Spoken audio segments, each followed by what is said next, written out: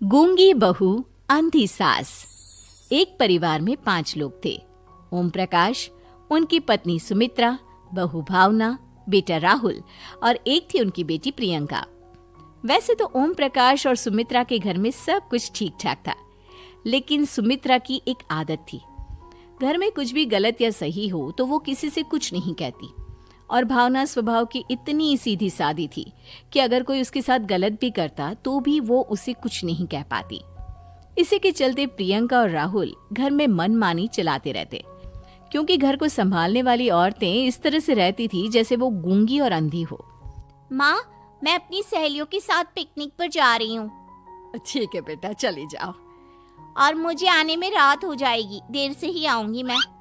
अच्छा, कोई बात नहीं बेटा। अरे भावना, तुमको एक बार में समझ में नहीं आता क्या?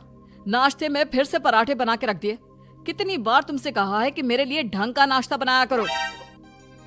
ठीक है जी, आगे से ध्यान रखूंगी। अरे ये बहू से किस तरह से बात कर रहे हो तुम राहुल?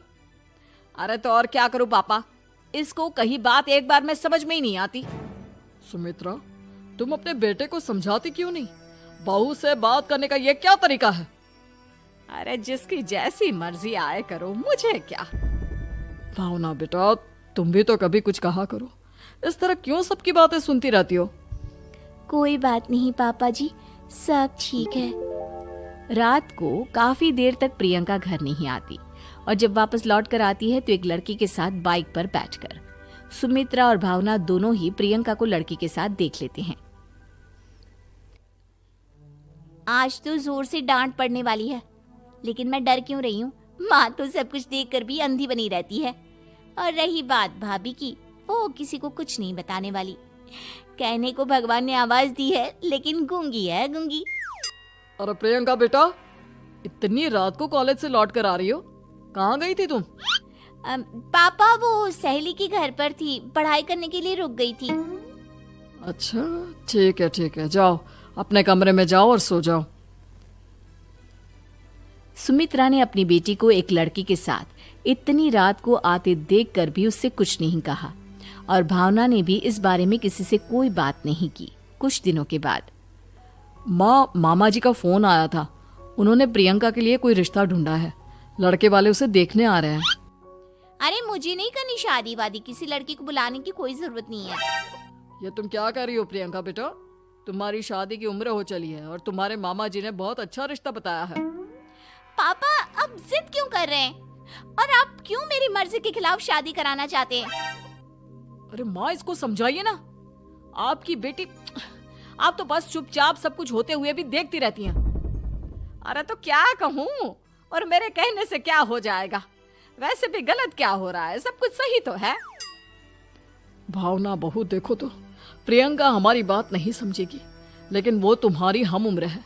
क्या पता तुम्हारे कहने से उसे कुछ समझ में आ जाए। नहीं पापा जी, मेरे कहने से कुछ नहीं होगा। मैं प्रियंका को कैसे समझा सकती हूँ? वो ननद है मेरी, कहीं मेरी किसी बात का बुरा मान गई तो? सुमित्रा और भावना में से कोई भी प्रियंका को कुछ नहीं समझाता। इस बात से राहुल और ओम प्रकाश जी दोनों ही परेशान हो जाते हैं। और फिर जब लड़का प्रियंका को देखने के लिए आता है, मुझे आपकी बेटी बहुत पसंद है, मैं उसके साथ शादी करने के लिए तैयार हूँ। देखो, मुझे तुमसे शादी नहीं करनी, और ये बात जितनी जल्दी समझ में आ जाए अच्छा रहेगा। अरे तो फिर आप लोगों ने मुझे यहाँ बुलाया ही क्यों? माफ कर दो बेटा, वो हमारी बेटी जरा गुस्से में है, हम उसे समझाने की कोशिश करते हैं। हाँ, देखिए आप नाराज मत होइए, वो तो उसने बस ऐसे ही कह दिया होगा। अरे कोई ऐसे ही कुछ कहता है क्या? और ये आपकी पत्नी और माँ, ये दोनों इस तरह चुपचाप क्यों बैठे हैं, जैसे इस घर के मेंबर ही ना हो? आपके घर में सब कुछ ठीक तो है ना? अरे सब कुछ ठीक है बेटा। सुमित्रा, समझाओ ना अपनी बेटी को। अरे क्या समझाऊं, क्या होगा समझाने से? सब ठीक ही तो हो रहा है, गलत क्या हो रहा है? भावना, प्रियंका को अंदर लेकर जाओ और उससे समझाओ कि कितना अच्छा रिश्ता है। इतना अच्छा लड़का है, इस तरह से बिहेव ना करे। नहीं जी, मैं किसी से कुछ नहीं कह सकती जी। अरे अजीब परिवार है, मुझे तो यहाँ से निकलना पड़ेगा। इस तरह से तो आपकी बेटी की शादी किसी से नहीं हो सकती। जिसके घर की औरतें गूंगी और अंधी बनकर बैठ जाए, उस घर का कुछ नहीं हो सकता। ओम प्रकाश और राहुल सुमित्रा और भावना की हरकतों की वजह से बहुत परेशान हो जाते हैं। एक दिन वो दोनों आपस में बात करते हैं।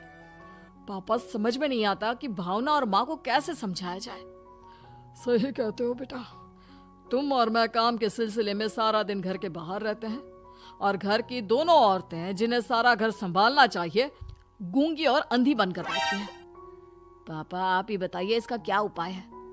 मेरी तो कुछ समझ में नहीं आता बेटा, लेकिन हमें कुछ तो करना पड़ेगा क्योंकि इन सब की वजह से प्रियंका बहुत ज्यादा बिगड़ती जा रही है।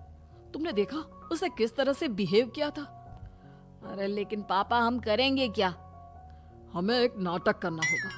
कुछ दिनों के लिए हम भी गूंगे और बहरे बन जाते हैं, उसके बाद इन दोनों औरतों को अकल आएगी। हाँ पापा, शायद आपकी बात ठीक है। हम दोनों हर बार बात को संभाल लेते हैं और इसी वजह से माँ और भावना कुछ भी करने की कोशिश ही नहीं करते। और फिर अगले दिन, भावना, नाश्ते में क्या बनाया है? जी पराठे बनाए हैं। मेरे लिए पोहा बना दो। अच्छा जी ठीक है, अभी बना देती हूँ जी। बहू, नाश्ते में क्या बनाया है? पापा जी पराठे हैं और पोहे बन रहे हैं। अरे बहू, मुझे तो उपमा खाने का मन था, मेरे लिए उपमा बना दो। ठीक है पापा जी, अभी बना देती हूँ। भाभी जल्दी से जरा मेरा कॉलेज का टिफिन तो पैक कर देना। और सुनो, मुझे ना भिंडी की सब्जी खाने का मन है। सुमित्रा चुपचाप बैठी बैठी सब कुछ देख रही थी। उसने किसी से कुछ भी नहीं कहा और ये देखकर भावना को मन ही मन गुस्सा आ रहा था, लेकिन वो किसी से कुछ नहीं कह रही थी। उसे लग रहा था कि ओम प्रकाश जी जो हमेशा उसकी साइड लेते थे वो भी आज चुपचाप बैठे हुए थे। शाम के वक्त प्रियंका अपने बहुत सारे दोस्तों को लेकर घर आती है और उधर दूसरी तरफ से राहुल भी अपने ऑफिस के दोस्तों को लेकर घर आ जाता है। प्रियंका अपने कमरे में तेज म्यूजिक चलाकर डांस करती है और राहुल अपने दोस्तों के साथ बैठकर जोर जोर से हंस रहा था। प्रियंका और राहुल मिलकर पूरे घर को अस्त व्यस्त कर देते हैं, लेकिन भावना उनसे कोई शिकायत नहीं करती और सुमित्रा जी भी चुपचाप बैठी रहती है। लेकिन भावना और सुमित्रा के अंदर का गुस्सा धीरे धीरे बढ़ रहा था। फिर रात को ओम प्रकाश और राहुल एक दूसरे से बातें करते हैं। पापा, हमने इतना कुछ किया फिर भी भावना कुछ बोलती ही नहीं और माँ भी कुछ गलत करने से किसी को रोकती ही नहीं।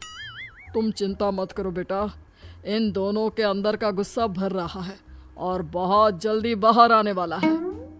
अगले दिन, अरे बहू, ये कपड़े धुले हैं या गंदे हैं? पापा जी कपड़े तो मैंने धोकर ही आपकी अलमारी में रखे थे। मुझे तो साफ नहीं लग रहे, एक बार और धो देना। प्रियंका, मैं सोच रहा था कि तुम्हें उस लड़के से शादी नहीं करनी है ना, मत करो। एक काम करो, वैसे भी क्या रखा है शादी वादी में, तुम्हें जो लड़का पसंद है उसके साथ जाकर कोर्ट मैरिज कर लो। इस बार ओम प्रकाश और राहुल की बात सुनकर भावना और सुमित्रा के अंदर का गुस्सा जाग उठता है। मैं किसी से कुछ कहती नहीं जी, इसका मतलब ये है कि आप लोग मुझे परेशान करते ही रहेंगे। कल 4 बार मुझसे नाश्ता बनवाया, आज पापा जी मुझसे धुले हुए कपड़ों को बार बार धुलवा रहे हैं। अरे मैं इंसान हूँ जी, कोई मशीन नहीं हूँ। तुम दोनों ने मिलकर इस घर की कैसी हालत बना दी है और अपनी बहन को भागकर शादी करने के लिए कह रहे हो। तुम भाई हो या दुश्मन? ओम प्रकाश और राहुल जोर जोर से हंसने लगते हैं।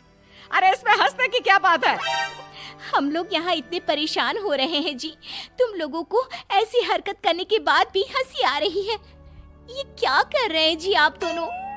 यही तो हम चाहते थे कि सुमित्रा तुम अंधी होकर ना बैठी रहो। घर में कुछ भी गलत हो तो उसे रोकने की कोशिश करो।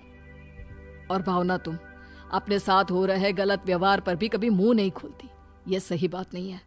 मैं चाहता था कि तुम्हारी भी जुबान खुले, तुम गलत बात का विरोध करो। गूंगी बहू और अंधी सास की ये जोड़ी इस घर में अब नहीं चलेगी।